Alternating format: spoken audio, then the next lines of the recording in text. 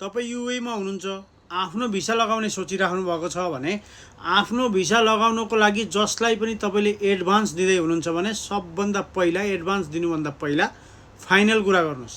Final कुरा insurance सम्बन्धी final कुरा गर्नुहोस्, हेल्थ इन्सुरेन्स सम्बन्धी।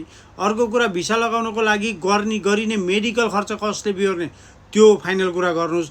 त्यसपछि तपाईँले भिसा त्यहाँ लगाइसकेपछि 2 वर्षसम्म तपाईँ त्यहाँ रहनुहुन्न, तर क्यान्सिलेसन तपाईँले क्यान्सिल गर्दाखेरिको पैसा कसले बिहोर्ने त्यो पनि फाइनल कुरा गर्नुहोस्। किनभने पछि विवाद राम्रो हुँदैन, किनभने यही कुरालाई लिएर पछि विवाद भएका धेरै चाहिँ घटनाहरू छन् हैन।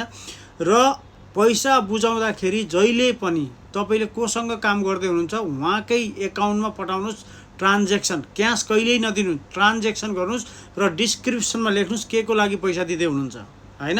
र यदि उहाँको पर्सनल एकाउन्ट छैन भने उहाँले कुन कम्पनीबाट भिसा लगाउँदै हुनुहुन्छ त्यो कम्पनीको एकाउन्ट नम्बर माग्नुहोस् र त्यसमा पैसा पठाउनुहोस्।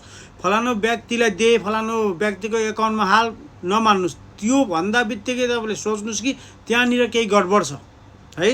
त्यस कारणले गर्दा पैसा दिनुहोस्, तर अनिवार्य ट्रान्जेक्सन गर्नुहोस्, क्यास कहिल्यै पनि नदिनुहोस्। र ट्रान्जेक्सन गर्दा पनि त्यहाँनिर कतिपयले फ्यामिली मेन्टेनेन्स फलानो लेखेको छ त्यो नलेख्नुहोस्। जे कामको लागि दिनुभएको छ त्यो लेख्नुहोस्। यदि काम भएन भने पछि केस गर्न मिल्छ है गाइज। धन्यवाद।